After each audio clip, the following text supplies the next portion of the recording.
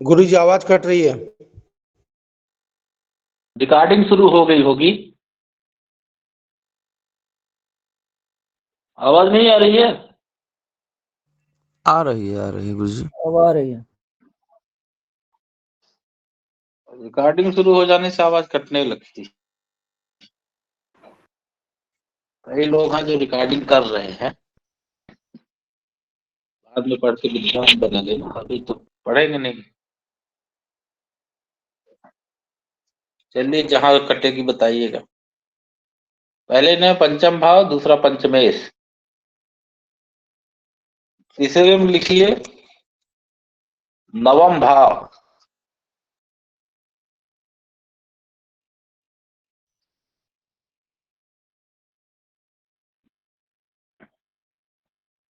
चौथा नवमेश और पांचवा गुरु। ठीक।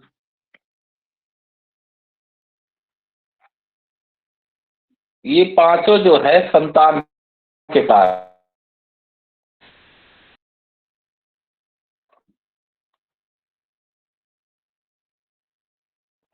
किसके हैं?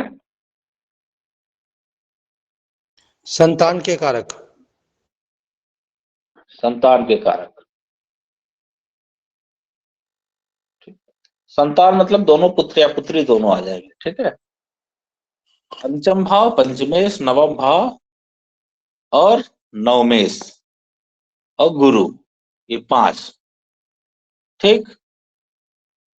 अब जब ये पांचों के पांचों अंग प्रभावित होंगे, किससे प्रभावित हो? पापक ग्रहों से। लिख लीजिए, ये पांचों के पांचों अंग पापक ग्रहों से प्रभावित हो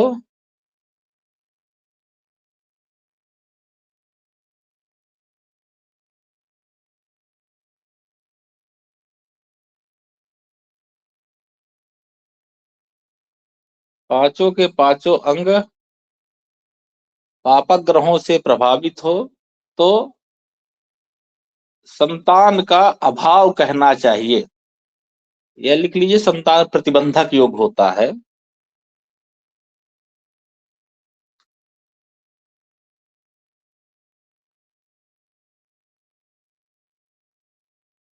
देखिए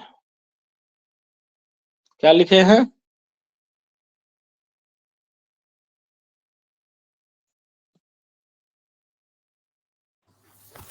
ये पांचों के पांचों अंग पाप ग्रहों से प्रभावित हों तो संतान प्रतिबंधक योग होता है।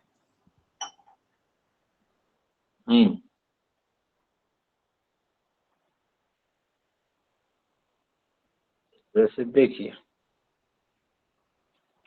कुंभ लग्न की कुंडली बनाई है।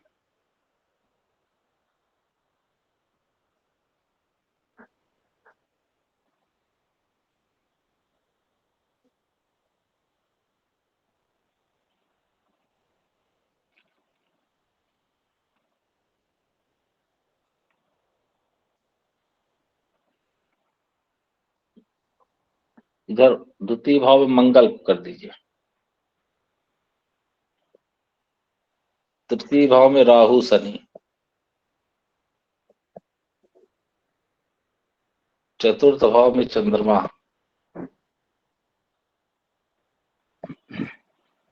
बुध सूर्य यहाँ, शुक्र यहाँ, केतु गुरु यहाँ।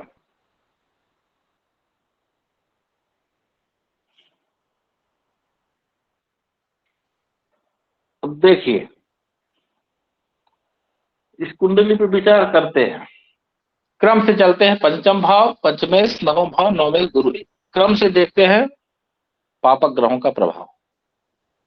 तो आते हैं पहले पंचम भाव पे। ठीक। तो देखें पहले पंचम भाव में किसका प्रभाव? सूर्य का प्रभाव। पंचम भाव में एक तो सूर्य बैठा हुआ है। ठीक। दूसरे से शनि की दृष्टि पंचम भाव पे, तृतीय दृष्टि पढ़े थे शनि की तृतीय दृष्टि, अरे म्यूट रहिए। पंचम भाव पर कौन हुआ? पहला तो सूर्य का प्रभाव बैठा है, दूसरा शनि की तृतीय दृष्टि पंचम भाव पर पड़ रही है, और मंगल की चतुर्थ दृष्टि पंचम भाव पे पड़ रही है, और केतु की नवम दृष्टि पंचम भाव पे पड़ रही है। तो पंचम भाव सूर्य, शनि, मंगल, केतु, चार चार पापक ग्रहों के प्रभाव में आया कि नहीं आया? आ गया। ठीक, अब दूसरा देखते हैं पंचमेश। पहले पे पंचम भाव हो गया, दूसरा देखते हैं पंचमेश। पंचमेश कौन है? पंचम भाव में लिखा है 3, तीसरी राशि होती मिथुन, मिथुन का स्वामी बुध। तो पंचमेश बुध पर देखते हैं पापक ग्रहों का प्रभाव। तो पंचमेश बुध भी देखिए सूर्य के साथ बैठा है, शनि की तृतीय दृष्टि, मंगल की चतुर्थ दृष्टि, राहु की केतु की नवम दृष्टि। तो पंचम पंचमेश दोनों पापक ग्रहों से प्रभावित हो गया। फिर आते हैं नवम भाव पे। पंचम भाव हो गया, पंचमेश हो गया, नवम भाव। नवम भाव पे आइए देखते हैं। तो नवम भाव पर देखिए शनि की दृष्टि, राहु का दृष्टि और मंगल की दृष्टि। शनि राहु की सप्तम दृष्टि और मंगल की नवम दृष्टि कहां पड़ रही है? नवम भाव पे। ठीक है, इस तरह से। फिर नवम भाव हो गया। नवमेश पर देखिए, नवमेश कौन है? नवम भाव में लिखा है 7, सातवीं राशि होती है तुला, तुला का स्वामी शुक्र। तो देखिए नवमेश शुक्र कहां बैठा है? अनिष्ट भाव में बैठा है, शत्रु राशि में बैठा है, और उस पे पापक ग्रहों का प्रभाव है। बोलिए, आप लोग पढ़े हैं, शुक्र पर पापक ग्रहों का प्रभाव है। केतु के साथ बैठे हैं। कौन? शुक्र षष्ठ भाव पे है। केतु का दशम स्थिति प्रभाव, हाँ, केतु का दशम स्थिति प्रभाव, राहु शनि का दशम स्थिति प्रभाव। हाँ, जो नवमेश शुक्र है उस पर एक तो अनिष्ट स्थान में ऊपर से राहु शनि का दशम स्थिति प्रभाव पड़ रहा है। ठीक, तो इधर से पंचम भाव होगा, पंचमेश होगा, नवम भाव, नवमेश। अभी तक देखते नहीं, ये चारों के चारों अंग पापक ग्रह प्रभावित हो। अब बचे गुरु। तो गुरु पर देखिए सप्तम भाव, नवम भाव पे बैठे हैं, तो शनि राहु की सप्तम दृष्टि और मंगल की अष्टम दृष्टि। इस प्रकार से हम देखते हैं कि जो पुत्र संतान के जो 5 अंग थे, पंचम, पंचमेश, नवम भाव, नवमेश, गुरु, ये पांचों के पांचों अंग पापक ग्रहों से प्रभावित हुए। ठीक, तो इस कुंडली में संतान का अभाव है। अब संतान अभाव से हम पुत्र या पुत्री दोनों लेंगे। ठीक, और कभी भी संतान का विचार करेंगे तो दोनों की कुंडलियों को देख करके, पति पत्नी दोनों की कुंडली बता, एक में है एक में नहीं है। ठीक, जिसके में नहीं है उसके संबंधी उपाय करेंगे, उपाय की चर्चा आगे करेंगे। ठीक, उसके बाद दोनों को भली भांति निर्णय कर लेंगे। संतान अभाव, संतान प्रतिबंधक, ये सब कई चीजें आती इसमें। एक तो गर्भ ही नहीं रुक रहा है, गर्भाधारण ही नहीं हो पा रहा है। दूसरा, गर्भ हो रहा है तो वो 2, 3, 4 महीने बाद नष्ट हो जा रहा है। उसके बाद बच्चा जन्म लिया तब नष्ट हो गया। ठीक, हो रहा है तो विलंब से हो रहा है, पता लगा शादी के 8-10 साल हो गए, संतान ही नहीं हो रही। ये सब संतान प्रतिबंधक में आते हैं, कई स्वरूप उसके हो सकते हैं। ठीक, तो दोनों की कुंडलियों में विचार करके, अब इतने में जैसे 5 अंग हो गए, पांचों में अगर जो पांचों प्रभावित हो तो अभाव कहेंगे। अगर 2-4 प्रभावित हो तो मान लीजिए थोड़ा प्रारंभिक कठिनाइयों के बाद 1-2 गर्भ नष्ट होगा, उसके बाद हो जाएगा। नहीं तो थोड़ा विलंब से होगा या कुछ कठिनाई हो सकती है। और फिर उसके बाद देख लेंगे दोनों की कुंडलियां, एक में दोष है एक में नहीं है, तो जिसमें दोष है उसका उपचार कराएंगे, दोनों को दोष दोनों को उपचार कराएंगे, इस तरह से। तो कई सारे योग हैं, उनमें से एक योग ये भी है। दूसरा आता है जिसको कहते हैं झस धनुर्धर योग।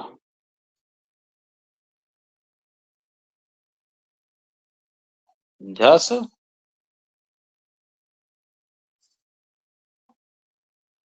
धनुर्धर योग। झस मतलब मीन, धनुर्धर मतलब धनु। जो पंचम भाव होता है, पंचम भाव में बृहस्पति निकली, पंचम भाव में बृहस्पति की राशि हो। बृहस्पति की राशि क्या है? धनु या मीन। तो लिख लीजिए पंचम भाव में धनु या मीन राशि हो।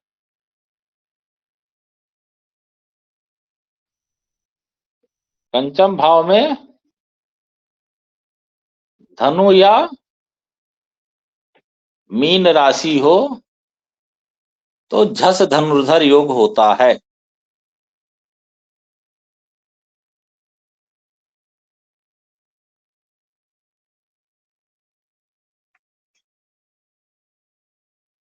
भाव बृहस्पति या मीन की राशि का आवाज कट रही है गुरुजी।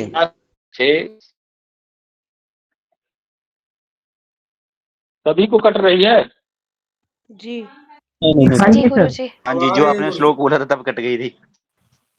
बीच सर में परिभाषा बोल दीजिए, आवाज नहीं आई थी आपकी। अरे क्या बताए, रिकॉर्डिंग शुरू हो जाती है ना, तो क्या करें। थोड़ा रिकॉर्डिंग बंद कर लीजिए, आने लगेगी। अभी ठीक आ रही है गुरु। हाँ बंद कर लिए होंगे। सुन लीजिए, नोट्स तो भेज ही दिया जाता है। सपना मलिक जी है हरियाणा से, वो जो बनाती है नोट्स भेजती है, मैं आपको ग्रुप में भेज ही देता हूँ। बीच बीच में कुछ नोट्स छूटे हैं गुरुजी। नोट्स बनाए नहीं, आप तो डेली क्लास करते, क्या छूटे हैं? दूसरे नहीं, पे मैं डिपेंड बना रहा है। हूं, लेकिन उनकी नोट्स से तब थोड़ा सा और अच्छे से समझ में आता है। और अच्छे से अच्छा आप खुद बनाइए, खुद आप भेजिए, हमें आपका दूसरे को भेजूं। बीच बीच में छूटा है, ये तो इस बार भेज भी दे रहा हूँ, तो नहीं भेजता हूँ। सब बता ही दिया जा रहा है आपको, डेली पढ़ाया जा रहा है, घंटा पे नोट्स रिकॉर्डिंग। जब 1 घंटा क्लास में नहीं पढ़ पाए तो जीवन में नहीं पढ़ सकते, चाहे कितना भी नोट लिया जाए, हमेशा उसी भरोसे है। कैसे समय मिल जाता है आप लोगों को, पता लगा है। ग्रुप बना, इसीलिए मैं इसमें ग्रुप में केवल ओनली एडमिन किया हूँ। पता लगा खोल दूंगा तुरंत मैसेज इधर उधर के आने लगेगा।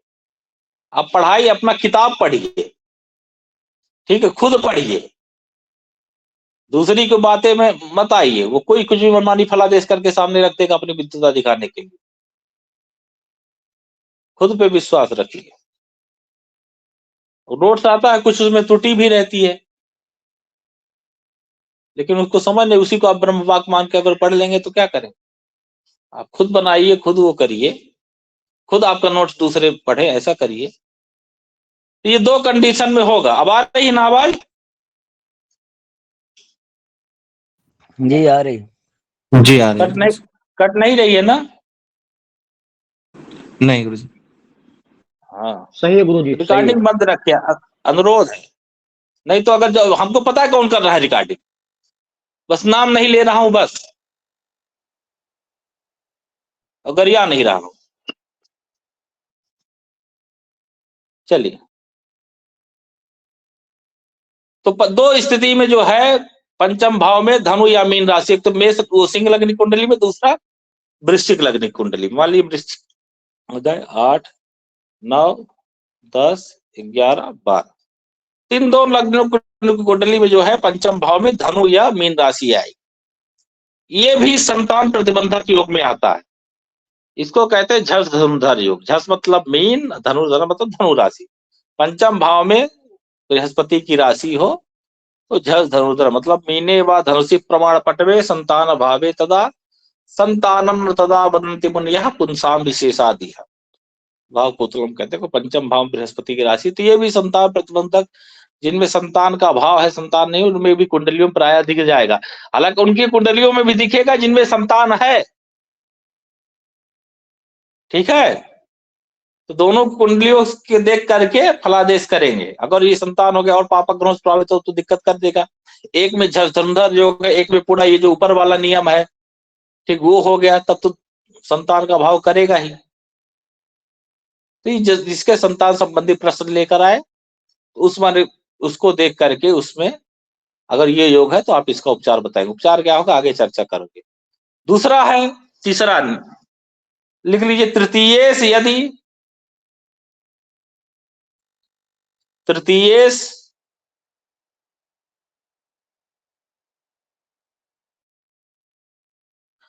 तृतीयेश लग्न में, द्वितीय में, द्वादश में,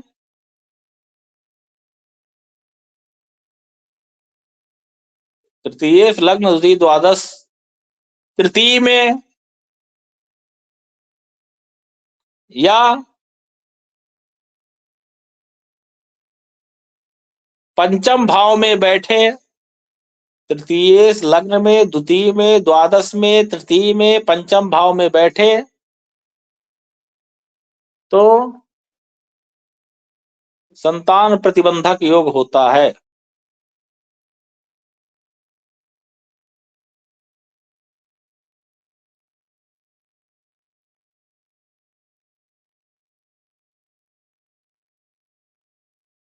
क्या लिखे हैं?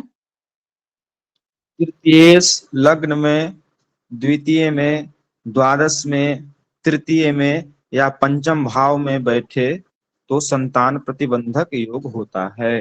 हाँ, वैसे इस कुंडली में देखिए तृतीय कौन है? बुध है।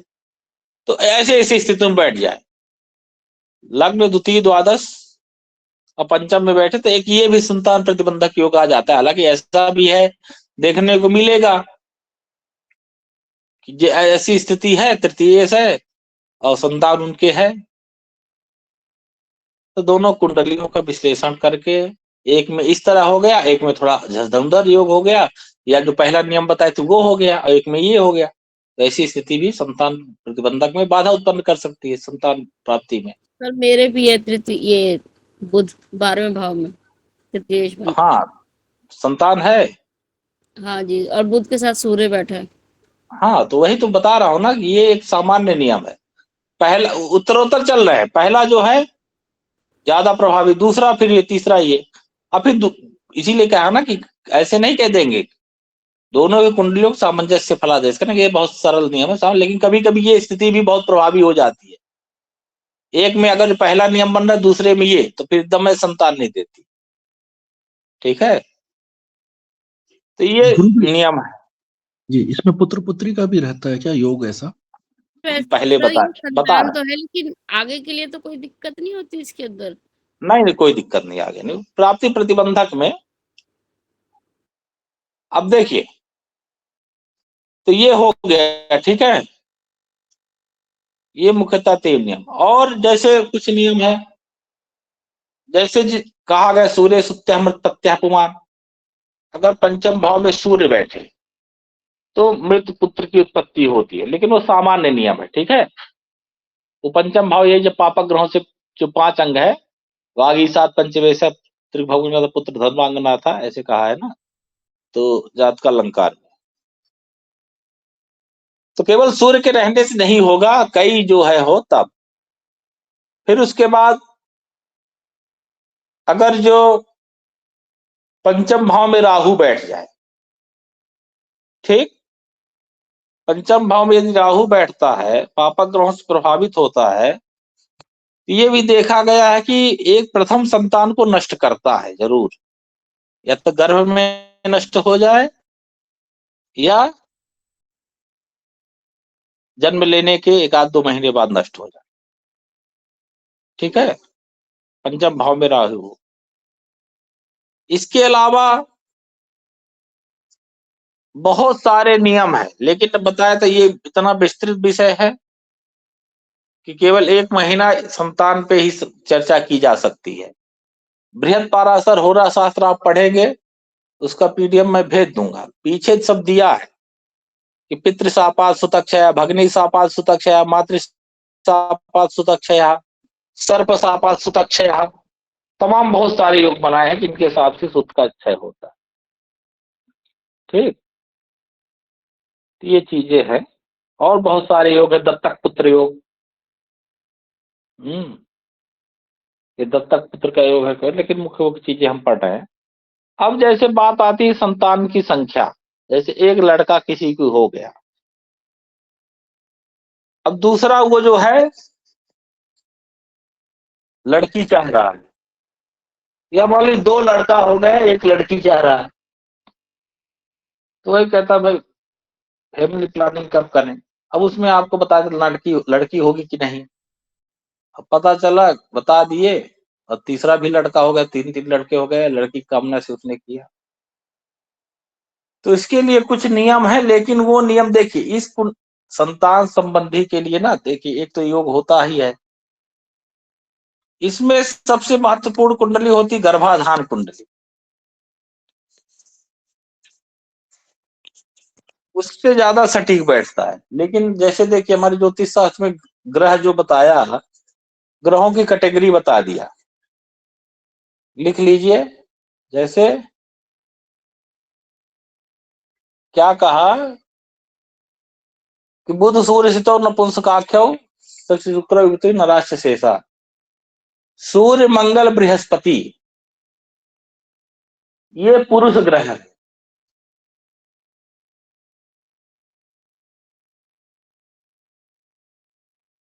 सूर्य मंगल बृहस्पति ये पुरुष ग्रह है। चंद्रमा और शुक्र स्त्री ग्रह है। बुध और शनि नपुंसक ग्रह है।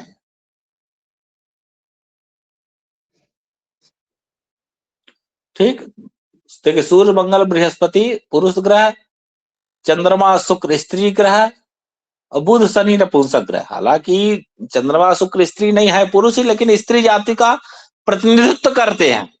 इसलिए ये नहीं कि साड़ी पहने, चूड़ी पहने, बिंदी लगाए स्त्री, ऐसे नहीं है, ये स्त्री कारक ग्रह है, स्त्री नहीं है।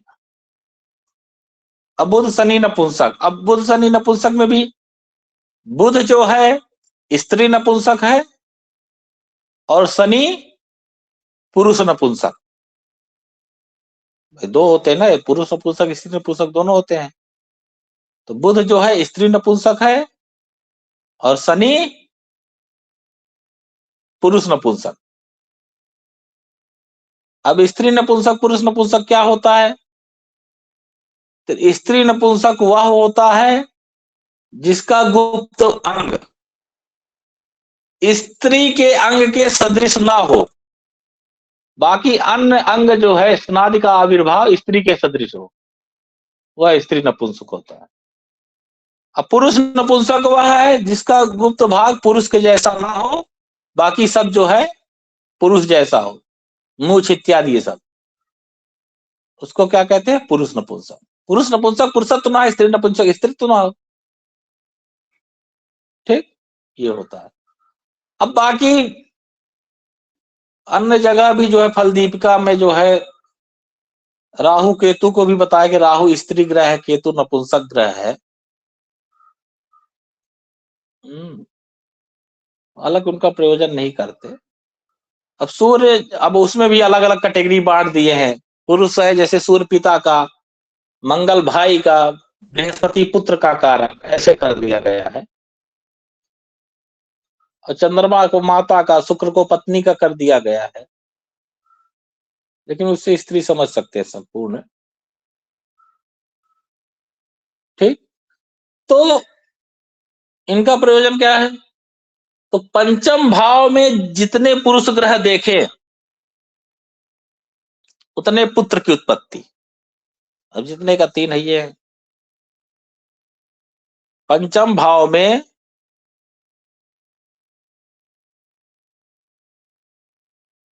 पुरुष ग्रहों की, जितने पुरुष ग्रह की दृष्टि हो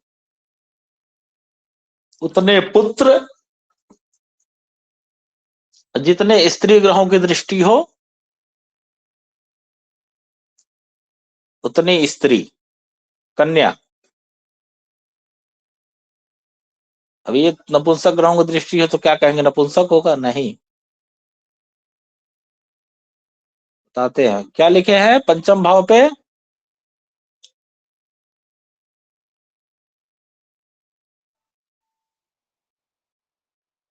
क्या लिखे हैं बोलिए। पंचम भाव में जितने पुरुष ग्रहों का प्रभाव या दृष्टि हो वो उतने उतने पुरुष, और जितने स्त्री ग्रहों का प्रभाव या दृष्टि हो उतनी कन्या उत्पन्न होती है।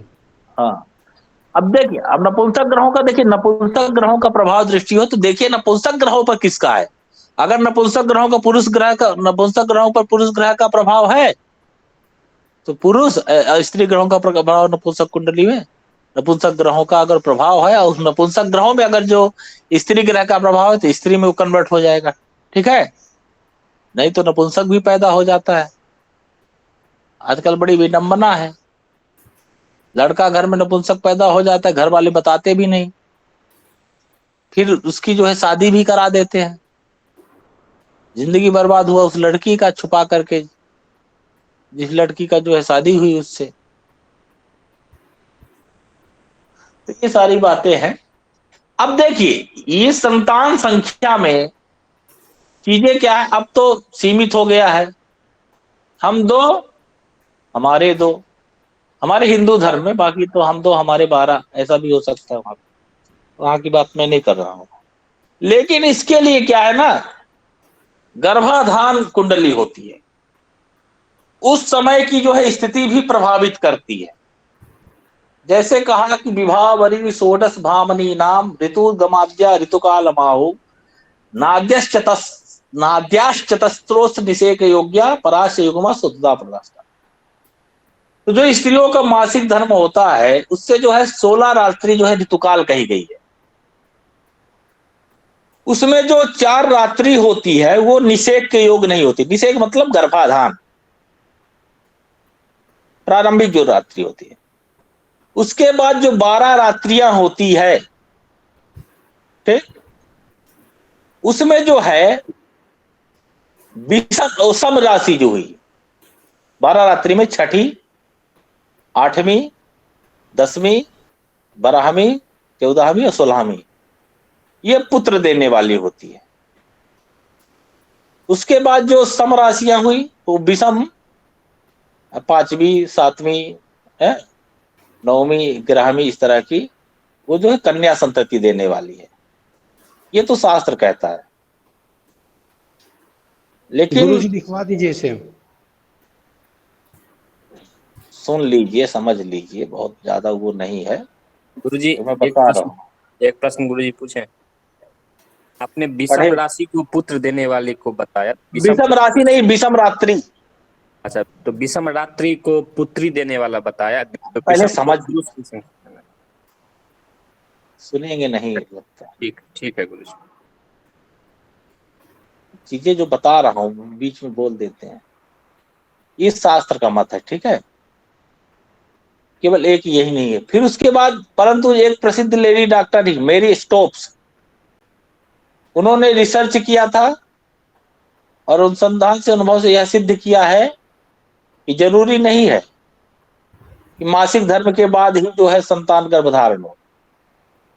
उसके जो मासिक धर्म प्रारंभ होने के जो पहले एक सप्ताह होता है उसमें भी गर्भाधान जो है संभावित हो जाता है, ठीक। ये बहुत सारी चीजें हैं, ये अलग से एक गर्भ विज्ञान है, उस पर अध्ययन करने की आवश्यकता है। तो उसमें भी बताया है कि जैसे जो है प्रारंभिक की 4 रात्रियां वर्जित, उसके बाद जो है सम रात्रि में जो हो पुत्र और विषम रात्रि में कन्या। फिर एक बताया कैसा पुत्र कैसी कन्या, ये सब होगी।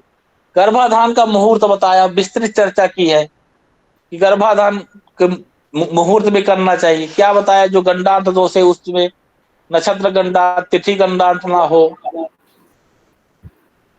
म्यूट रखिए।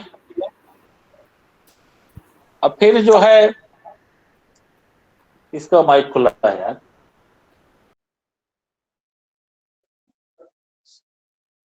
राशि गंडार्थ भी ना हो, अपने जन्म नक्षत्र से सप्तम और सातवां नक्षत्र ना हो, अपना जन्म नक्षत्र ना हो कि इसमें हम गर्भाधान करें, है ये सब मुहूर्त ग्रंथों में मिल जाएगा।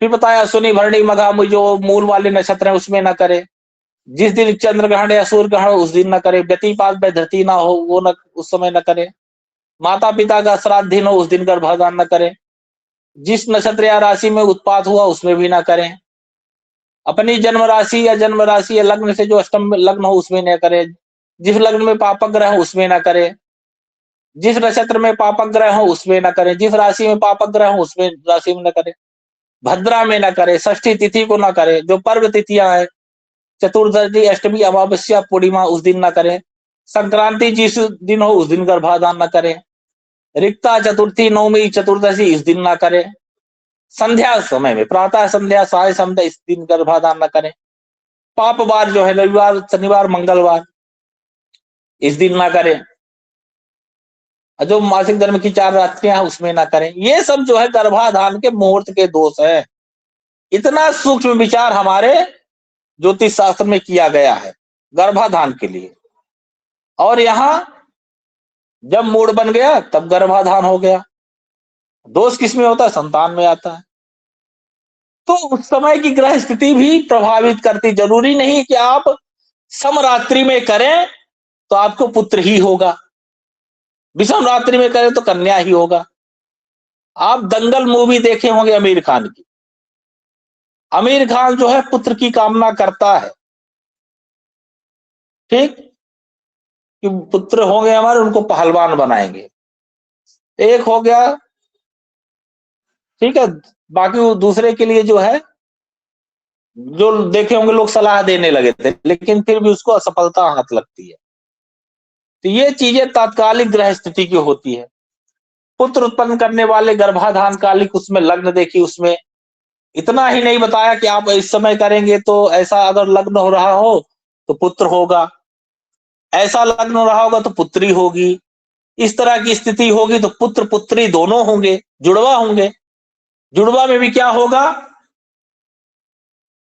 एक पुत्र होगा एक पुत्री होगी, दोनों पुत्रियां होगी, या दोनों पुत्र होंगे, 3 भी हो सकते हैं, ऐसा भी कभी कभी सुनने को मिलता है।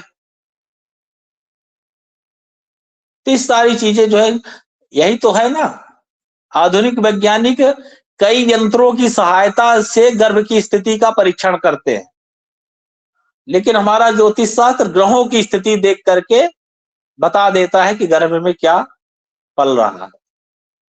बस उसके लिए गर्भाधान कालिक कुंडली चाहिए। यहां तक कि वो सब बता देगा आपको, गर्भाधान कालिक कुंडली से पूरा जातक का भविष्य बता देगा, और उसमें ये भी बता देगा कि डिलीवरी डेट भी बता देगा, किस समय गर्भाधान हुआ है।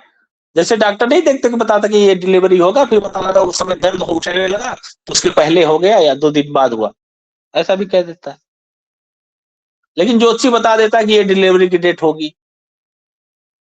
फिर उसके बाद ये भी बता देगा उस समय इतने लोग उपस्थित रहेंगे। पिता कहाँ रहेगा? विदेश में रहेगा कि रास्ते में रहेगा कि पास में रहेगा? जिस समय जन्म हो रहा होगा उस समय कितने जो है उपसूतिकाएं थी, मतलब जो सहायिका होती है, एक्सपर्ट जो गांव वगैरह की होती थी ना, वो आजकल नर्स ले लीजिए कि उस रूम में कितने नर्स रहेंगे। फिर और क्या, उस कमरे में कितने लाइट जल रहे हैं। पहले दीपक का ज्ञान होता था, अब बच्चा जन्म लेगा सर्प बेष्टित रहेगा कि नाल बेष्टित? वो जो नाल होता है ना, नाल छेदन करते, तो वो किस आकृति का रहेगा? सर्प जैसा रहेगा कि उस तरह का? इतना सूक्ष्म विचार ज्योतिष शास्त्र में किया है, बशर्ते कब? गर्भाधान कालिक कुंडली। तो इस तरह का संतान संख्या ये सब निर्धारण करना कि पुत्र होगा पुत्री होगा, केवल आपके इस ज्योतिष फला देख कि पंचम भाव में पुरुष ग्रह देख लें तो पुरुष की उत्पत्ति पुत्र होगा, और पंचम भाव में अगर स्त्री ग्रहों की दृष्टि हो, प्रभाव हो, तो कन्या होगी। केवल आपके इतना मात्र कह देने से नहीं होगा कि समरात्रि में गर्भाधान करे तो पुरुष पुत्र होगा, अभी समरात्रि में करे तो कन्या होगा। ठीक, जब इतना सब सूक्ष्म विचार जितना किया है सब गर्भाधान कालिक कुंडलियों से ही किया गया है। यहां तक की सारी चीजें बताया है। क्या कहा? यथास्थ राशि मिथुनम समेति तथैव वाच्य मिथुन प्रयोग। अगर जब कहा कि पंचम भाव पे, सप्तम भाव पे जैसी राशि हो उस तरह जो है जातक का गर्भाधान हुआ होगा। क्या? जैसे सप्तम भाव में मेष राशि हो। अब ये भी सारी चीजें बताता, बहुत अरे बड़ा विस्तृत विषय, बहुत रिसर्च हुए हैं उसमें, मैं नहीं जाना चाहता। और ये भी बताया कि उस समय अगर जो हो ऐसी स्थिति हो है तो स्त्री का गर्भाधान करने में सक्षम होगी कि नहीं होगी, ये गर्भ ठहरेगा कि नहीं ठहरेगा। अब आया बताया कि पंडित जी मैंने गर्भाधान इस मुहूर्त में किया। अब वो ज्योतिषी बताएगा इसने किया लेकिन चंद्रमा यहां था इसलिए जो है गर्भाधान होगा नहीं, फिर से ट्राई करो, don't worry, try again, best of luck, ऐसा कह के निकल जाए। फिर ऐसा भी बताता है कि उस गर्भाधान से स्त्री को रोग होगा कि नहीं होगा, स्त्री रोगिणी रहेगी कि नहीं रहेगी, या बंधा बांझ ही रहेगी, वो सारी चीजें बताया। और राशियों के अनुसार बताया कि सप्तम भाव में जो राशि उस राशि की भांति, जैसे बताया ना राशियां एक द्विपद होती है, चतुष्पद होती है, कीट होती है, वो राशियों के अनुसार देख लीजिए। जैसे मेष राशि है, मेष क्या है? भेड़ है, भेड़ के 4 पैर होते हैं, तो चतुष्पद राशि मतलब उस स्त्री पुरुष का मिलन संभोग जो है चतुष्पद की भांति की हुआ है, जानवर की तरह। द्विपद राशि हो, द्विपद राशि जो हो गई, कुंभ हो गई है, कन्या हो गई, मिथुन हो गई, तो मनुष्य की भांति हुआ है। कीट राशि है तो कीट की भांति स्त्री पुरुष का संभोग हुआ। ये सब गर्भाधान काली कुंडली से पता चल जाएगा, सब बता देगा। और यही बताए पूरा आसनों का वर्णन कर देगा, जो है बादशाह ने कामशास्त्र में 84 आसनों का वर्णन किया है ना, वो सब कुंडली देख करके बताया जा सकता है किस आसन में वो है सब। उसके बाद ये भी बताया, कहा असदग्रहा लोकित संयुते सरोस इष्टै सविलास हासा। ये मैं अपने से नहीं बोल रहा हूं, शास्त्र की पंक्ति बोल रहा हूं। कहा अगर पंचम भाव में सप्तम भाव में पापक ग्रह हो, पापक सप्तम पर पापक ग्रहों की दृष्टि हो तो रोष पूर्वक हुआ है, वो खुशी से नहीं हुआ। रोष मतलब कहीं ना कहीं उस संभव में कष्ट रहा है, भाई करना है संतान के लिए तो कष्ट पूर्वक हुआ है। अगर जो वही सप्तम भाव पे शुभ ग्रहों की दृष्टि हो, सप्तम भाव पे शुभ ग्रहों का प्रभाव हो तो कहा सविलास हासा, तो विलास पूर्वक, हास युक्त, अन्योन्यानुराग युक्त जिसको कहते हैं, मतलब एक दूसरे के अनुराग सहित संभोग हुआ है। फिर उसमें भी बताया कि कौन ज्यादा जो है खुशी हुआ, तो सप्तम में जो राशि उसकी प्रकृति के अनुसार सूरत कहना चाहिए। अगर मेष हो तो पुरुष, अगर जो वृष राशि रही हो सप्तम में तो वनिता प्रियत्व, उस समय गर्भाधान कालिक लग्न में। अगर वृष राशि हो तो सौभाग्यत्व को बढ़ाने वाली। कर्क राशि और मिथुन राशि सुरतोपचार कुशलत्व, कर्क राशि तो स्त्री जितत्व, सिंह हो तो स्त्री द्वेषित्व हुआ, कन्या हो तो श्रुत प्रियत्व, तुला हो तो स्त्री जितत्व, वृश्चिक हो तो स्त्री हीनत्व, धनु हो तो पुरुष प्रधानत्व, तो वही पुरुष स्त्री जो राशि हो तो वही बताया सब। तो कहने का मतलब इतना सब सूक्ष्म विचार किया गया है।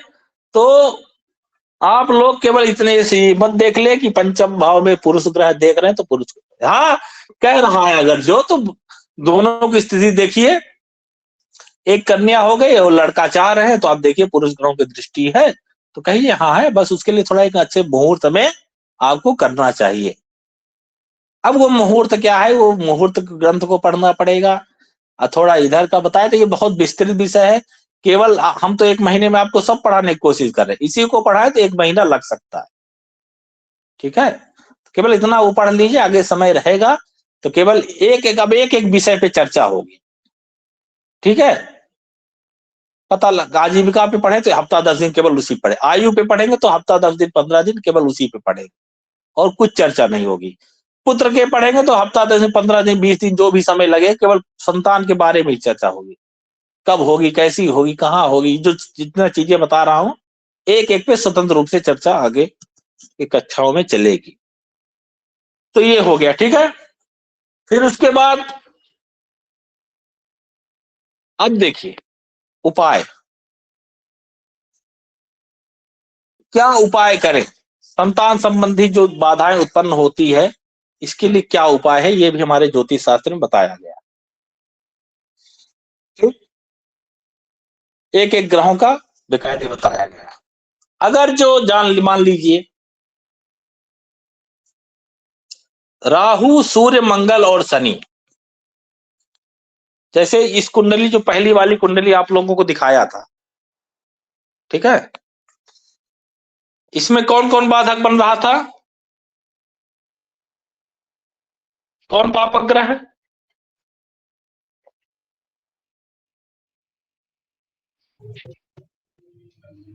राहु शनि मंगल केतु, राहु शनि सूर्य सूर्य मंगल और केतु। केतु और सूर्य राहु भी है। सूर्य मंगल सूर्य, ठीक है। शनि और केतु। अगर ये बाधक बन रहा है, केतु भी है तो केतु, राहु रहेगा तो केतु रहेगा, ठीक है। अगर ये बाधा संतान उत्पन्न बन रहा है तो क्या शांति मिलेगी? आवाज कट गई थी। आवाज कट रही है। फिर उपाय की चर्चा होने लगी होगी ना, तो रिकॉर्डिंग शुरू कर दिए होंगे कि उपाय बता रहे हैं, नोट कर ले, बंद रखिए भाई। आप ये गुरुजी नहीं आ रहा आवाज। गुरुजी नहीं आ रही है फिर से।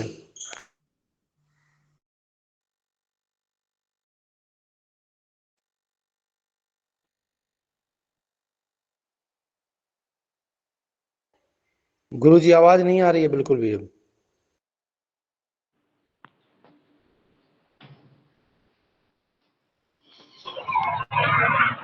अब आ रही है? जी गुरुजी अब आ रही है। जी जी आई तो है गुरुजी। तो वही मैं बता रहा था कि अगर जो संतान बाधा में राहु शनि मंगल सूर्य का बाधा उत्पन्न कर रहे हो, जैसे इस कुंडली में क्या कौन कौन उत्पन्न कर रहा है, राहु शनि सूर्य मंगल केतु। सूर्य भी कर रहा था, ठीक है, केतु बाधा उत्पन्न करे तो इसका कुल देवता की पूजा से जो है, कुल देवता को प्रसन्न करने से, कुल देवता की शांति से, कुल देवता की पूजा करने से क्या होगा, संतान बाधा में जो है राहत मिलेगी या संतान बाधा जो होगा वो नष्ट हो जाएगा, ठीक है। लिखते जाइए धराधर, इनकी पूजा आदि से प्रसन्न होगा। फिर अगर संतान प्राप्ति में बुध और शुक्र बाधक हो, कौन हो, बुध और शुक्र, तो शिवार्चन,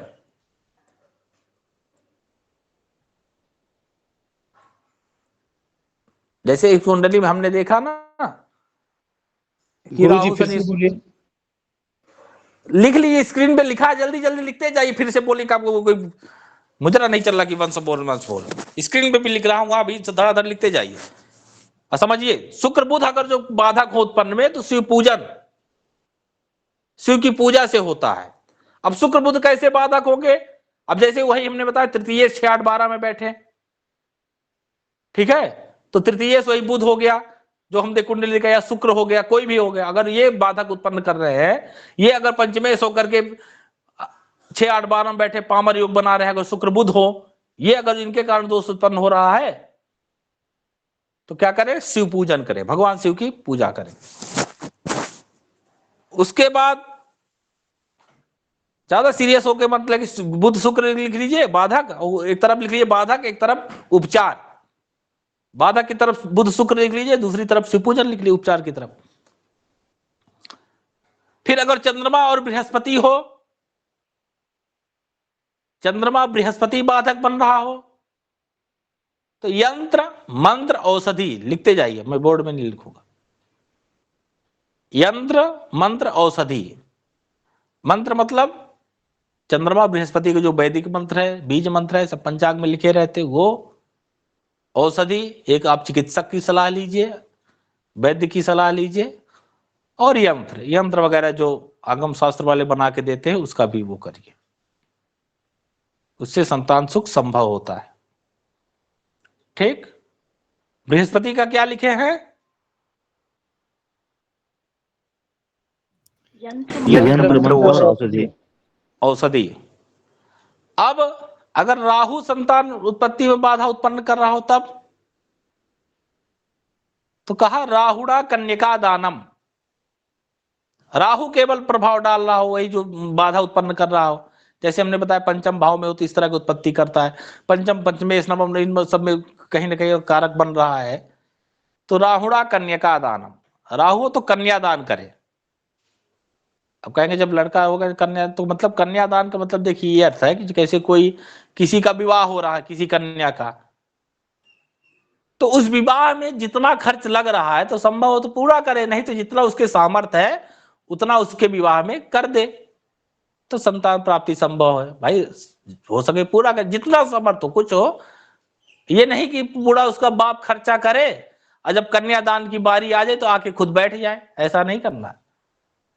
विवाह में जितना हो सके उतना सहयोग करे किसी कन्या के विवाह में, ठीक है, तो उससे पुत्र प्राप्ति संभव है। अगर सूर्य दोष पैदा कर रहा है, सूर्य के कारण, सूर्य वही पंचम पंचमे नवम नवमे दसम दसवें पर केवल अकेले सूर्य प्रभाव डाले, प्रभावित करे सबको, तो भगवान विष्णु की आराधना करें। अब भगवान विष्णु आराधना में सब चीजें आ जाएगी। विष्णु सहस्त्र नाम, भागवत पुराण, हरिवंश पुराण, ठीक है, संतान गोपाली सब आ जाएंगे। जो भी विष्णु से संबंधित, रामकृष्ण से संबंधित चीजें हैं सब आ जाएगी। ये सब यही नहीं, ये वैदिक लोग जानते ही होंगे, जो नहीं जानते जिससे कराएंगे पूजन वो ब्राह्मण बता देगा। अभी मत पूछे विष्णु पूजन में क्या होगा। अब केतु हो तो गोदान करे। अब गौदान कौन आजकल रखता है, ये तो गो निष्क्रिय द्रव्य भी कर सकता है। एक गाय का जितना पैसा है उतना कर दे, दान कर दे। केतु केवल कारक बन रहा हो, ठीक। और अगर जो शनि और मंगल ये दोनों कारक बने, ये अगर बाधक बने शनि और मंगल, तो भगवान शंकर का रुद्राभिषेक करे, ठीक है। भगवान शिव का रुद्राभिषेक, कहा सडंग का, सडंग रुद्राभिषेक कर सकते हैं, एकादशनी भी कर सकते हैं तो और अच्छा, नहीं सडंग भी करेंगे तो काम चलेगा, ठीक है। अब आपको नहीं पता चल रहा है कि कौन दोष कारक है, कौन बाधा ग्रह है। आप विद्वान है, समझ गए कि ये बाधा उत्पन्न कर रहा है तो इस ग्रह का पार्टिकुलर जब करा सकते हैं। अगर नहीं पता चल रहा है कौन बाधक ग्रह है तो कहा सर्व दोष विनाशाय संतानम हरिपूजनम, सभी प्रकार की दोषों की शांति के लिए हरिपूजनम। हरिपूजन मतलब संतान गोपाल का अनुष्ठान, हरिवंश पुराण, भागवत का मूल पाठ, ये सब हरिपूजन में आ जाएंगे। हरि कीर्तन भी करा सकते हैं, अखंड रामचरितमानस का पाठ जो होता पारायण ना वो, ठीक है, भागवत, हरिवंश पुराण और संतान गोपाल इत्यादि सब चीजें, या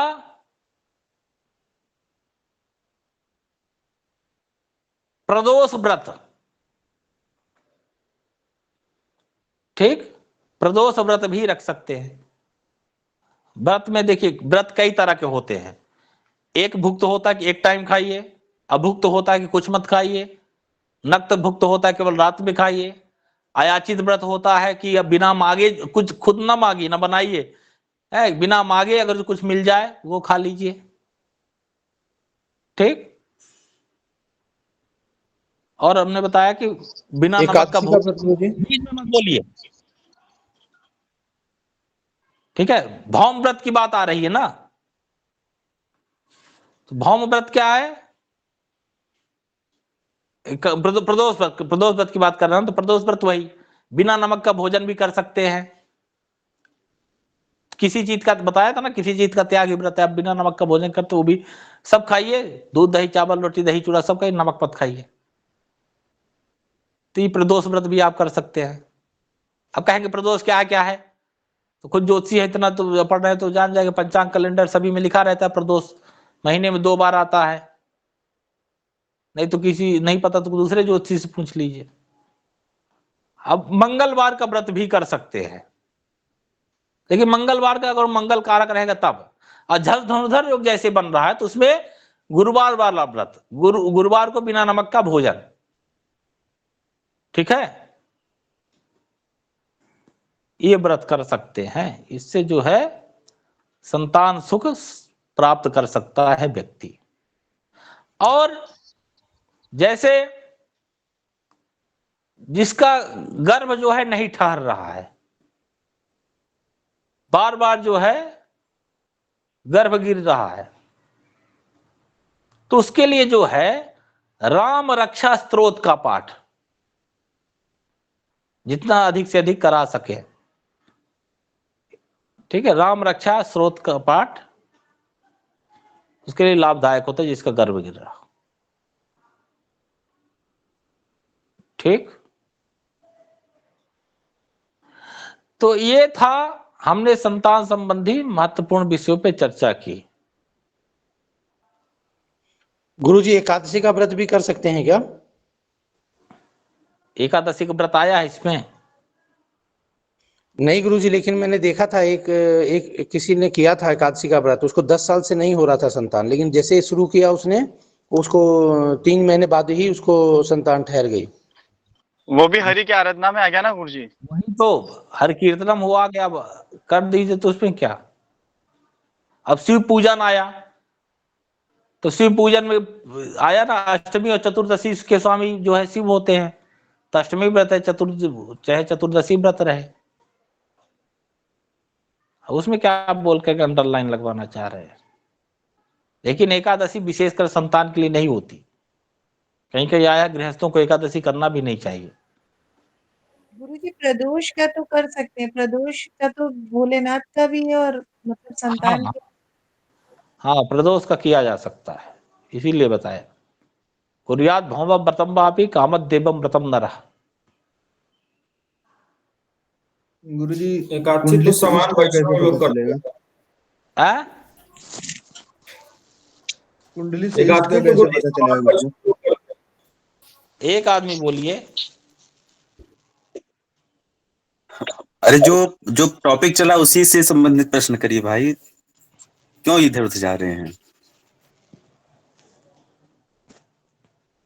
इसमें जितना आज पढ़े इसमें किसी को जिज्ञासा? गुरुजी, हाँ गुरुजी जैसे आपने संतान के बारे में आज पढ़ाया, तो जब संतान जन्म लेती है किसी का, जैसे किन्हीं भी कारणों से संतान उत्पन्न हो गई और कैसे भी कुंडली में उत्पन्न हुआ, तो जातक के जब जो बच्चा है, जैसे उसको कई बार चुस्त नहीं है, उसको नींद, जैसे नींद का है कि हर समय नींद में रहता है या फिर बोल नहीं पाता है, तो फिर वो इसी के ऊपर हम डिपेंड देखेंगे कि अच्छा यहाँ से जो कारण है, और उसके लिए क्या, जैसे वाणी प्रतिबंधक, जैसे हमारा जो एक था वाणी इत्यादि सब, ये सब देखा जाएगा?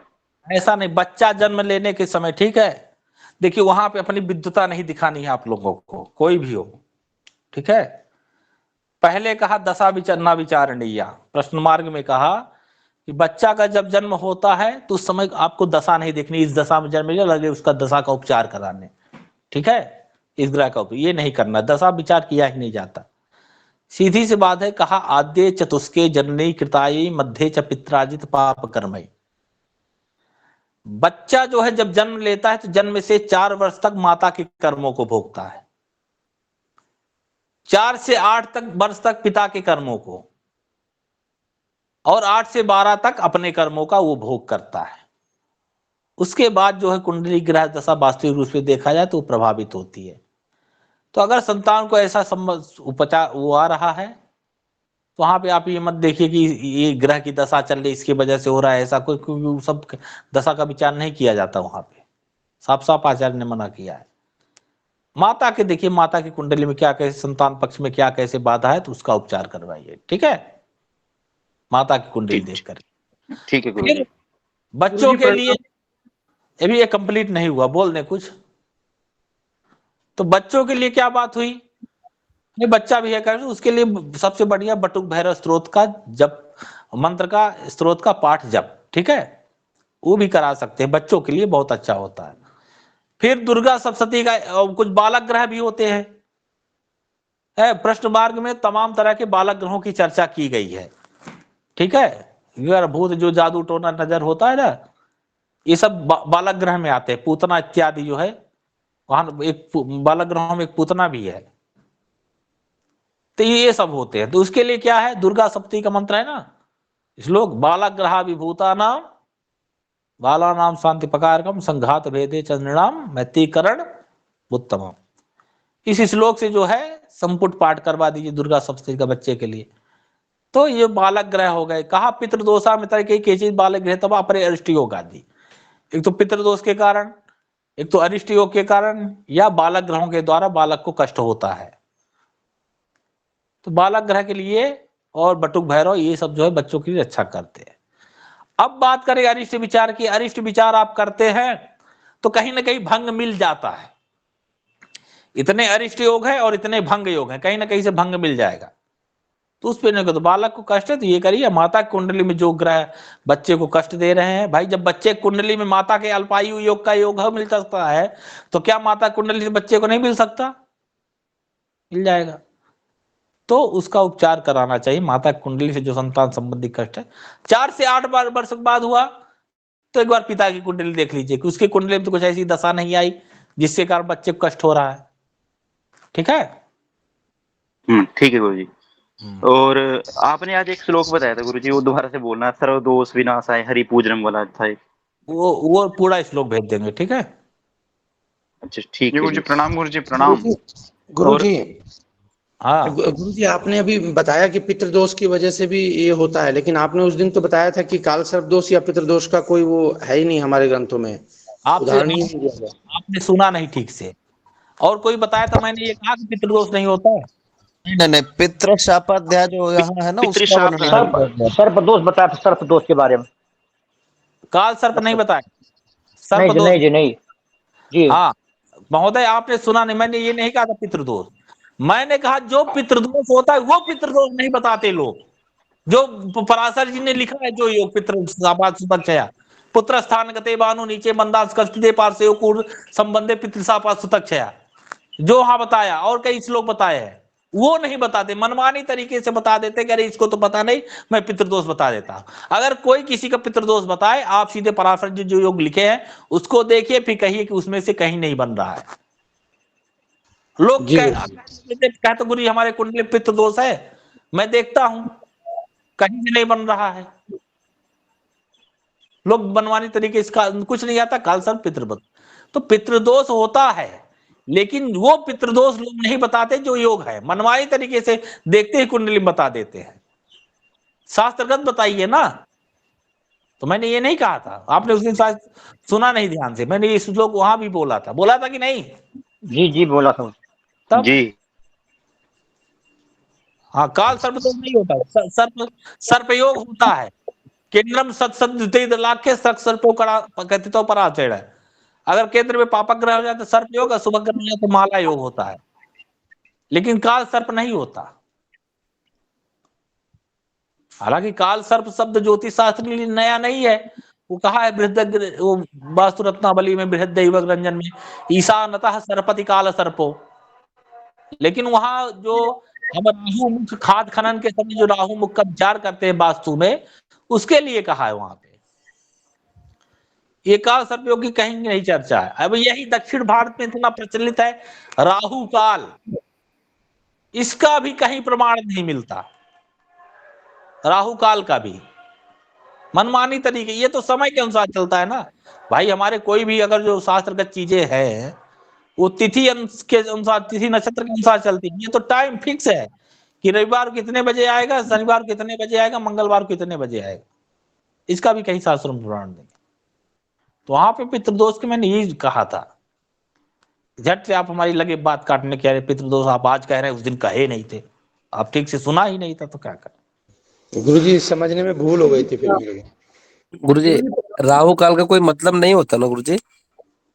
राहु काल के मतलब का ये होता ही नहीं, इसका प्रमाण ही नहीं है शास्त्रों में। यहाँ आंध्र प्रदेश साइड तो गुरुजी अगर घर से बाहर भी निकलेंगे तो सबसे पहले राहु काल, पंडित जी पूजा तो राहु काल, हर चीज में राहु काल। वही तो मैं बोल रहा था, चाइनीज बोल रहा था, आपको समझ में नहीं आया? मैंने पहले क्या कहा कि दक्षिण भारत में इसका बहुत प्रचलन है। अब आंध्र प्रदेश का जो है हिमाचल में आता, उत्तर भारत में आता है। एक बात कहते दक्षिण भारत में इसका बहुत प्रचलन है, इसका शास्त्रों में कहीं नहीं प्रमाण मिलता। अब आप उसको बोल हमारे बारे में अंडरलाइन लगवाना चाह रहे हैं, हाईलाइट करना चाह रहे हैं। चलिए दूसरा प्रश्न, किसी को जिज्ञासा है? प्रणाम गुरुजी। पंचम भाव और पंचमेश तो समझ आता है कि संतान के लिए देखते हैं। हाँ, आपने नियम लिखवाया था नवम भाव, नवमेश और गुरु, तो इसका संतान से क्या संबंध है गुरुजी, बताइए एक बात प्लीज। रुद्राक्ष जी, भावात भावम पढ़े हैं आप? नहीं गुरुजी। तब हाँ, शांत रहिए। अब बाकी जो भावात भावम पढ़े होंगे उनको तो समझ में आ गया होगा ना कि नवम भाव का प्रयोग क्यों करे हैं। जी गुरुजी। हाँ जी सर। जी गुरुजी। ठीक ठीक, बहुत बढ़िया। इससे इतर प्रश्न आपसे पूछू क्या? एक इससे इतर प्रश्न है, इस टॉपिक से पूछू क्या? अब पूछ लीजिए जब कह दिए हैं तो। गुरुजी इष्ट का कैसे पता चलता है कुंडली से? इष्ट का पता चल जाता है 3 तरह से। ठीक, पुत्रादेव मही पुत्र धी पुण्यान सिंचय, ये तो पंचम भाव से इष्ट का विचार किया जाता है। फिर उसमें अगर पंचम भाव में पुरुष ग्रहों का प्रभाव हो तो पुरुष देवता उसके इष्ट रहते, स्त्री ग्रहों का प्रभाव हो तो स्त्री ग्रह, और उसमें प्रत्येक ग्रहों की देवी देवता बताया। ठीक है।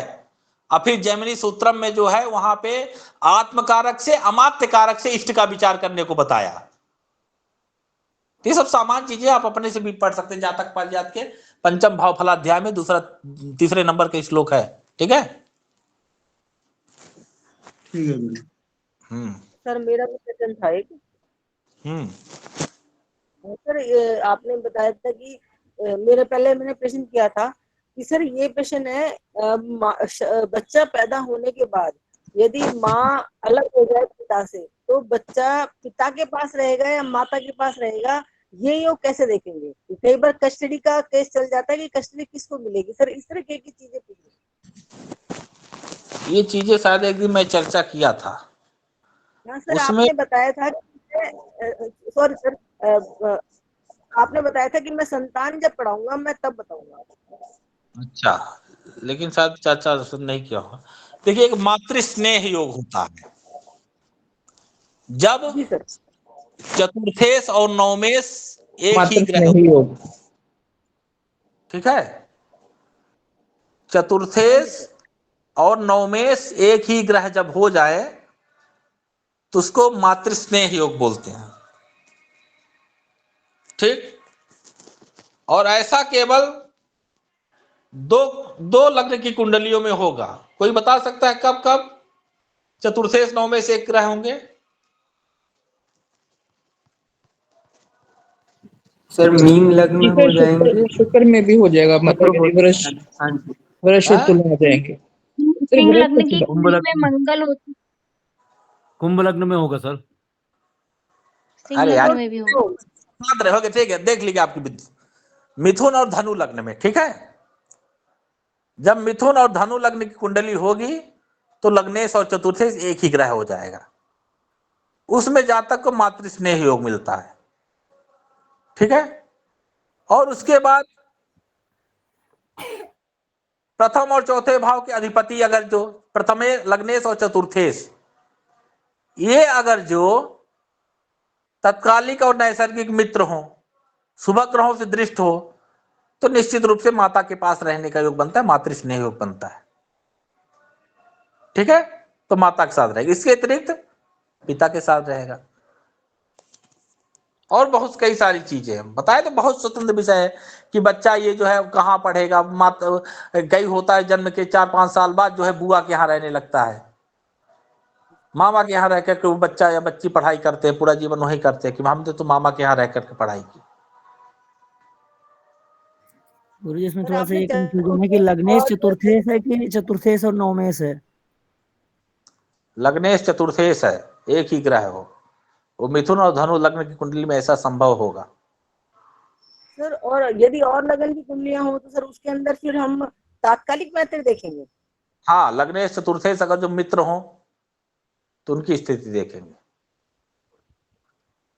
ठीक ठीक है सर, थैंक यू। और बहुत कई स्थितियां है, एक दिन केवल यही बच्चा किसके बाद बहुत विषय है। अब एक महीने में का पढ़ेंगे आप लोग, लेकिन सब अंतर्गत आएगा। आप कोई भी किताब उठाइए, सब चीजें मिल जाएगी किताब में आपको। बहुत सारे योग दिए हैं, हम तो मुख्य मुख्य चीजों की बात कर रहे हैं। ये थोड़ी एक महीने में आपको हम पूरा वो कर देंगे। अब क्या है, आप कोई भी किताब उठा के पढ़िए, आपको आसानी समझ में आएगा, सब चीजें हो जाएगी, है कि नहीं। तो जो ज्योतिष की किताब जातक काव्यात हो गया, एक सर्वार्थ चिंतामणि है, वो भी अच्छी किताब है, उसमें बहुत सारे योग दिए हैं।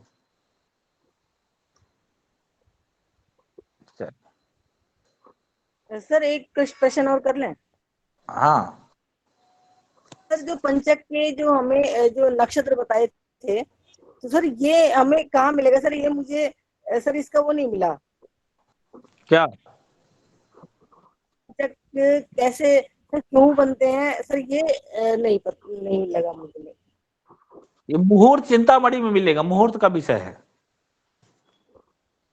वो तो मिल गए, वो तो नक्षत्र का तो पता है सर कि मिल गए, और मुहूर्त चिंतामणि में है सर। वैसे क्लासिक शास्त्र में किसमें मिलेगा हमें? क्या मिलेगा? ऐसे कहाँ से लिया गया सर, ये पता लग सकता है? कहाँ से लिया गया? जी सर, जी सर। अरे ऋषियों प्रदत्त है और ग्रंथ में है, दिया है, लिया कहाँ से गया? नहीं समझ में आ रहा क्या कहना चाह रही है। अब ग्रंथ में कहाँ से लिया गया? ऋषियों ने लिखा है, ऋषियों ने अपने अनुभव से लिखा है कि इस नक्षत्र में अगर ये करने से दोष हुआ है तो उन्होंने लिख दिया। रिसर्च किया ना सबने। पंचक नक्षत्र में देखो, घर बनाओ, घर का छादन करो, देखो क्या होता है, पता लगा दूसरे दिन टूट गया। हाँ जी सर। तो इस तरह लिख दिया। सर प्रणाम। बोलिए। मेरा एक प्रश्न है कि रत्न का निर्धारण कैसे करेंगे सर? रत्न का निर्धारण करेंगे, कल बताएंगे। कल रत्न के बारे में ही चलेगी जरा क्या क्लास, ठीक है? जी सर, धन्यवाद। एक प्रश्न है, पूछिए। सर जैसे कुंडली हम लोग मिलाते हैं शादी के लिए, तो अगर वर के कुंडली में सर ना हो संतान योग, बाधा उत्पन्न हो। परसों कुंडली वाला पढ़ाएंगे, ठीक है, मिलान का। जी सर। और जी किसी को प्रश्न? चलिए। हाँ बोलिए। प्रणाम गुरुजी। ट्विंस जो बच्चे होते हैं उनकी कुंडली कैसे देखी जाती है? उनकी कुंडली बताया तो वही ग्रह स्थिति के आधार पे देखी जाती है। हमने बताया ना, ट्विंस ही नहीं, उसमें भी एक बच्चा होगा क्या बच्ची, वो सारे योग दिए हैं। यमल संतति का जो है ना, चतुर्पदेशु दोंगेशु भवति यमल जन्मा। उसके बाद वो है योग और है कि अगर जो कुंडली में लग्नेश और तृतीयेश का मंगल तथा बुध परस्पर संबंध स्थापित हो, लग्नेश का तृतीयेश का, अमंगल का बुध का परस्पर अगर संबंध स्थापित हो, तो मनुष्य का जन्म यमल के रूप में हुआ होगा। ठीक है। आपने बताया लग्नेश और तृतीयेश का मंगल के साथ कनेक्शन है। बहुत, इसमें एक ही योग नहीं है, बहुत सारे, उस पर मैं नहीं छेड़ना चाहता। 8 बज गए, ठीक है। यमल का उसमें बताया, यमल में भी हो गए, जुड़वा होंगे। अब क्या होगा, लड़का होगा कि लड़की जुड़वा होंगे? दोनों होते हैं ना, कि एक लड़का होगा कि एक लड़की होगी। ठीक है, मेरे भैया के खुद एक जुड़वा हुए थे, एक लड़का एक लड़की हुए थे। तो दोनों बहुत सारी चीजें उसमें, यमल है, नपुंसक होगा, क्या है, हमारा बहुत स्वतंत्र विषय है। वो एक एक लेकर चलेंगे तो संतान होगा, बस यही जानिए, एक हो चाहे दो। ठीक है, आज के लिए इतना ही। गुरुजी मेरा एक प्रश्न था कि जैसे प्रणाम गुरुजी। जुड़वा बच्चे जो प्रणाम होते गुरुजी। हैं तो लगभग उनका जो भाग्य है तो लगभग सेम टू सेम होता होगा। नहीं जी हाँ, ये देखिए पुष्पेंद्र जी का प्रश्न जो है दमदार था आज।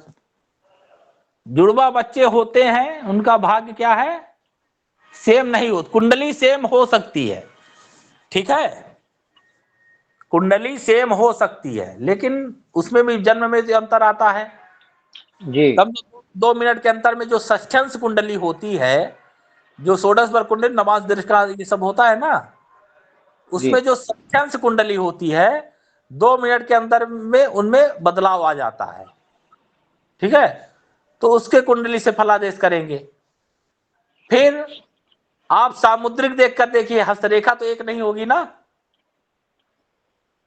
हस्तरेखा देख करके फलादेश दोनों को करिए। ज्योतिष के कई भेद है ना, ज्योतिष शास्त्र अनेक भेद विषय स्कंधत्रयाधिष्ठितम, ज्योतिष शास्त्र के अनेक भेद, जिसको 3 स्कंध में विभाजित करके सिद्धांत संहिता हो रहा, तो कुंडली एक रह जाएगी, लेकिन षष्ठ्यांश कुंडली अगर 2 मिनट के अंदर में ज्यादा जन्म हुआ तो आ जाएगी, तो षष्ठ्यांश कुंडली से फलादेश करिए दोनों का। नहीं अगर आपको उसमें समझ में आ रहा है तो हस्तरेखा देख के करिए। ठीक, ठीक है, कल मिलते हैं। प्रणाम गुरुजी। प्रणाम।